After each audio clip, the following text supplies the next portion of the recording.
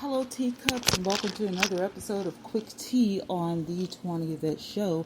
Check this out. I thought that this would be interesting, that you guys would definitely be interested in this.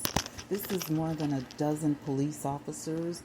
They were caught texting about unaliving black people in California. Let's see if I can get through this without any trigger words. Okay, I'm being very careful of the YouTube media here, so let's see if we can make it through this article and do my commentary. Yeah, let's see. All right, guys, here we go. At least 15 police officers in Torrance, California, were caught exchanging racist text messages about offing black people, according to the Los Angeles Times. Some of the messages were unearthed during an investigation following the fatal shooting of 23-year-old Christopher DeAndre Mitchell in 2018 by officers Matthew Conahan and Anthony Chavez.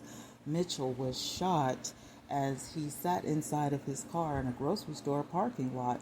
When a family held a vigil outside of the police station the next day, the officers shared text messages calling Mitchell the N-word. Was going to tell you all those N-word family members are all pissed off in front of the station, said one. Gun cleaning party at my house when they released my name. Another officer replied, yes, absolutely. Let's all just post in your yard with lawn chairs in a firing squad. Two more officers, Christopher Tomzik and Cody Wilden, were caught spray painting a swastika inside of an impound vehicle. A search warrant executed for the case recently unearthed at least 15 more police officers had exchanged violent, racist, and homophobic messages for several years, but were being suppressed by lawyers for the officers. The documents contained racist cartoons of black and Latino people, as well as comments about lynching black suspects and killing black children.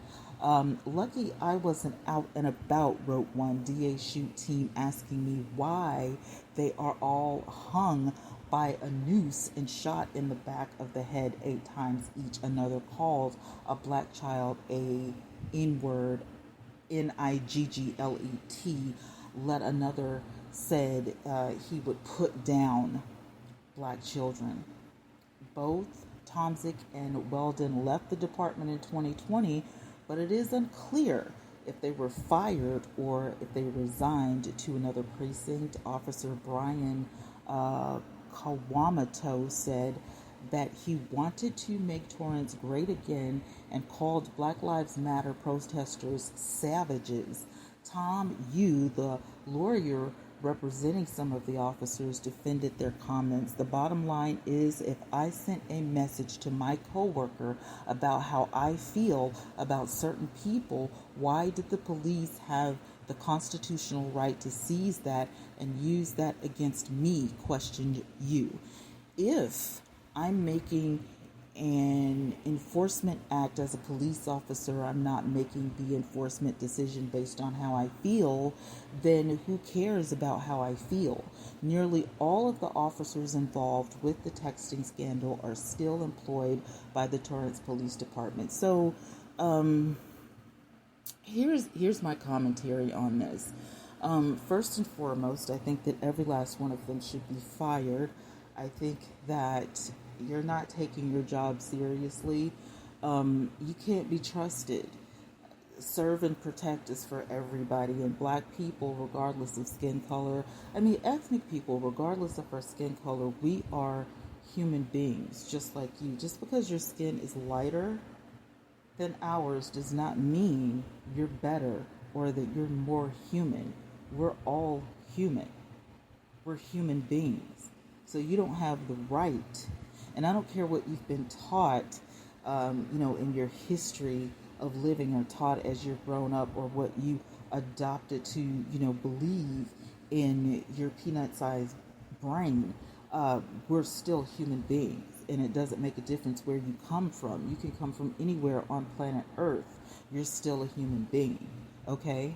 And so, with that being said, you don't have the right to be on a police force where you are supposed to serve and protect human beings, okay? Because at the end of the day, if you don't have enough sense to serve and protect someone who doesn't look like you, who doesn't have the same skin color as you, who doesn't have the same hair texture as you, then obviously you're a little bit too ignorant to be on a police force that is supposed to serve and protect human beings. And I'm just saying this because, from the text messages that we have seen, allegedly you text messaged each other, right? In this article, you don't have the common sense to, even differentiate, one human being from another. I mean, you could look at a human being and think it's a dog. For all I know, at this point, you shouldn't be on a police force. You shouldn't have any job where you have to deal with the public and you have to treat everybody equal. That's what I'm saying. That's where I'm at with this. I think it's disgusting. I think it's deplorable. I think you all should be ashamed of yourself. I think you should all issue a public apology.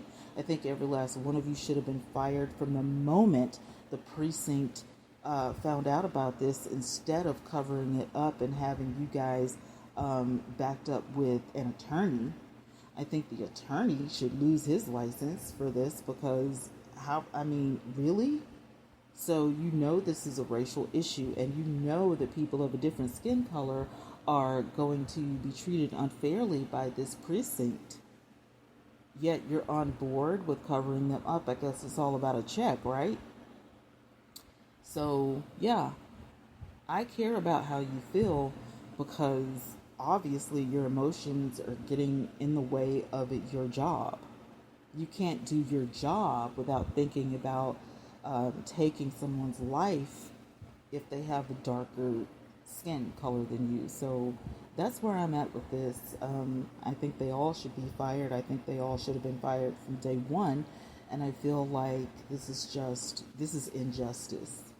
And I think something should be done about it. I mean, it's 2020. This happened a while ago. But if it happened back then and they have an attorney that's covering them, then guess what, ladies and gentlemen? It's still going on. It's still happening. Nothing has changed. So that's where I stand on this. But I am curious to know where you guys stand on this, how you guys feel about this. So we're definitely going to,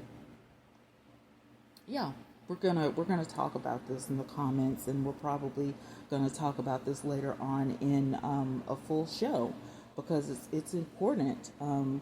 If anything comes of this story, we'll definitely stay on top of it. But for now, I'm going to get out of here. This has been Quick Tea for the Twanna Y'vette Show. Thank you so much for listening. Don't forget to like, comment, share, and subscribe. Check out some of our other Quick Tea stories. And we're going to get ready for the Twanna Y'vette Show, the full show, probably Friday or Saturday. But I'll definitely let you guys know this week, all right? Take care of yourselves. I will talk to you in the next video. And until next time, bye for now.